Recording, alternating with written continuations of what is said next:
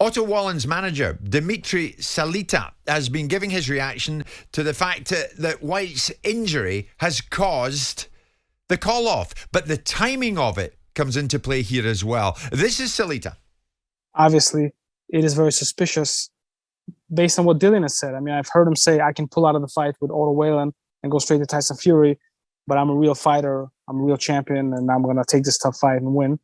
And you've had people from the boxing community suggest that he should pull out in different ways. Why is he taking this fight? Because people recognize that he's a tough fight. Maybe Dillian Whyte had a tough sparring session. Maybe he got dropped. Maybe he got beat up by a sparring partner. Who knows? And he slept that night, and he had a nightmare, and he had bad dreams. And he's like, man, why do I need to go through with this? You know, all types of different things go through a fighter's head the week before the fight.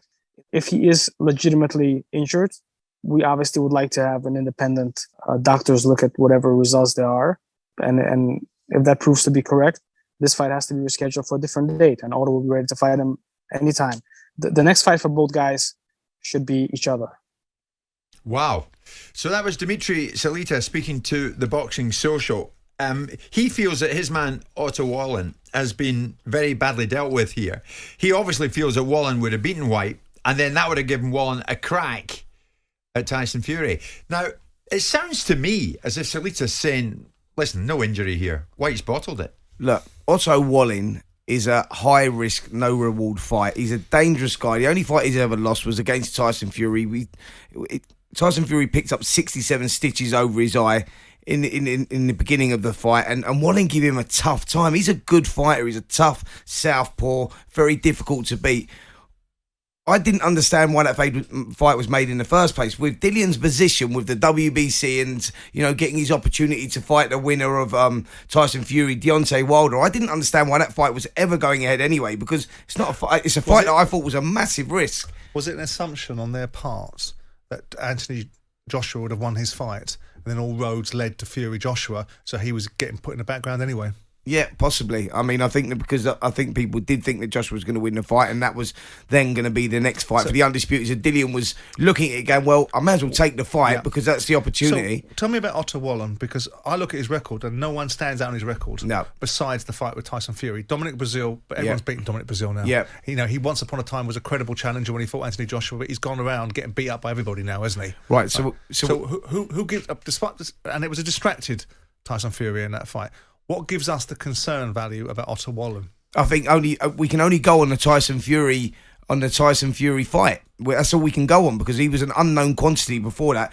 But since that fight with Fury, you know, there has been numerous rumours circulating. You know, this guy's in the gym and he's giving certain people tough sparring sessions, etc. So Wallin comes from good stock. Yeah. I don't think it was just a case of he boxed Tyson Fury. Fury picked up that cut early, had a terrible off night. The bottom line is he pushed Fury, and we know how good Fury is. We've seen that in recent times. So, you know, he was a dangerous guy. And I think you're right, Simon, in your assessment of that. I think that, you know, with so many moving parts in this heavyweight division at the moment, I think that everyone thought Joshua was going to win that fight. That would lead to the road to Undisputed with Tyson Fury, because Fury coming through against Wilder. So Dillian's thinking, well, I've got to take a fight, so I may as well take that fight, because Dillian's one of those guys that takes high-risk fights. He's done that, you know, against the likes of Joseph Parker, putting his WBC mandatory position on the line and stuff. So I think he was thinking, well, I'll take that. And then obviously when Joshua got beat, now you're looking at it going, I don't really fancy this. When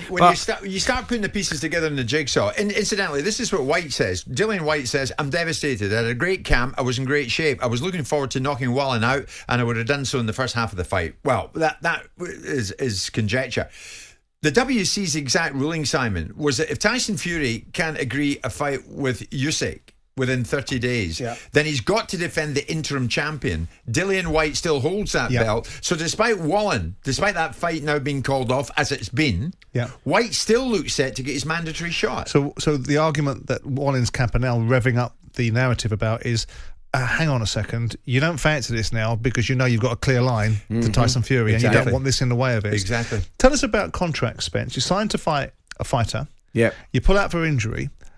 Where does the obligation stop there? Well, I think in this situation, Otto Wallin was getting his chance against Dillian Whyte, so the contracts would have been signed, and it wouldn't listen, be weighted towards Whyte. If Dillian pulls out with an injury, he's not going to get his shot again. They was offering him the shot. It's not like he was in any sort of mandatory position or anything. So I don't think there's nothing there to worry about. Dillian Whyte's sort of like seen that, look, there's a clear path through here, and I can actually get my shot. So, you know, we don't know if he got the injury or if he hasn't got the injury. Well, what I'm saying is, it's just... What do you make the timings? It's just the timings, isn't it? It's like we're a week out. You're suspicious about this because what can nick you in a week out?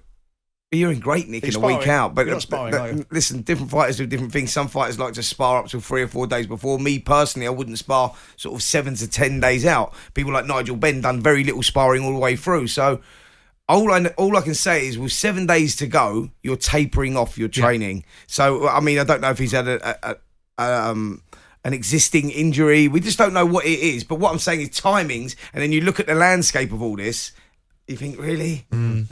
Like, all of a sudden now, Joshua has taken up... Is your impression that he's ducked it?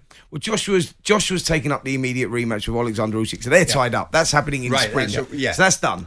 Right, so Tyson Fury's now sitting there going, well, he's the king of the castle. He's the man now that is like everyone else is chasing, because he's just gone with his last performance, just gone leagues above everyone else. So Wallin's now going to get pushed aside. So now Whyte comes in as mandatory and will fight Tyson. Well, the WBC sort of made that ruling before the Wallin fight. He said, look, if you come through Wallin, Tyson Fury's next fight has to be against Dillian Whyte. Now, Dillian Whyte's looked at it and gone, well, I've got an injury. But this isn't fair and Wallin, is it? Who's pulling that string, though? Do you think the intellectual capital for doing that is with Dillian Whyte, or do you think it might be higher up the food chain? I think it's a little bit of both, really, if I'm totally honest. I think this is sort of an attractive fight, a fight that people wanted to see, and everyone knows the backstory of Dillian Whyte and not getting his shot with the WBC. So the WBC probably feel a little bit obligated to give him that shot as well, and he's going to get his shot. I just think that will be the next fight. Is Wallin not compensated in any way? No. Why would he be? His opponent's been injured. There's nothing he can do about that. He signed a contract prepared for, and that's what I'm trying to ask you about, the contractual situation. You're basically saying is Dillian Whyte's in the box seat. He's 0-2 champion. He dictates the term of the contract. He's the one giving the guy a shot, right? So he's the one that would want a rematch if he lost that fight, right? Rather than the other way around, because he's the one with the belt, whatever belt it is. Right? Yeah. So what we're saying is that you can prepare for a fight through no fault of your own. You've paid your trainers. You've got everything ready to go. Training camp. And there's no recourse whatsoever. No. There's no obligation to force through when you're fit next. No. He can just duck it now. Yeah, he can just listen. And I think that fighters only get paid when they get on the scales. If they've weighed in and then something goes wrong through the night before the fight or whatever, then I think the fighter's entitled to X amount of his purse or whatever. But if he hasn't weighed in like Otto Wallin's case, he's done this training camp, and he's probably spent thousands in his training camp. I don't know where he's probably set it up in America or something. I don't know where his training camp was or where he was training, but he's got sparring partners he's been paying, etc., etc. Should Dillian Whyte do the honourable thing and reschedule a fight with Wallin? Well, you would listen. I think this is a business, isn't it? It's a business. He's not going to, is he? It's a business, and I'm Dillian Whyte now. I'm putting myself in his shoes. I'm looking at it, right. So I've picked up, and it's a legitimate injury. I've picked up an injury against the Otto Wallin, dangerous guy. Don't really need it if you don't have to take it, but and then all of a sudden the path becomes clear, and I can get a shot at the heavyweight king. And my purse is going to quadruple, and I'm going to get the shot for everything I've worked for and everything I've dreamed for. So what I'm saying is that I'm going to go, well, of course I'm going to take that road and that path. I'm not going to go down. Otto Wallin's a dangerous guy, whether you like it or not. This guy's dangerous. He's a southpaw. Everything you don't want really against a heavyweight. He's tricky, and so why would you do that when the road's clear to Tyson Fury? But in fairness to Dillian, he has made a stock in trade of ducking no one. He 100%. Talks about fighting everyone. Doesn't matter where he's got to fight them, how he's got to fight them. He's a fighting man. Agree. Not in the same category as Tyson Fury is a fighting man, but a fighting man nevertheless. I think it's a big suggestion to suggest that he'd duck Wallin, because I don't think Wallin's done enough. I don't think he's ducked him. Well, if he's not ducked him... Well, you heard Wallin's promoter. Well, he would say that, wouldn't he? Yeah. Because what he's trying to do is shame the guy back into the fight. Yeah. He's going to say that, isn't he?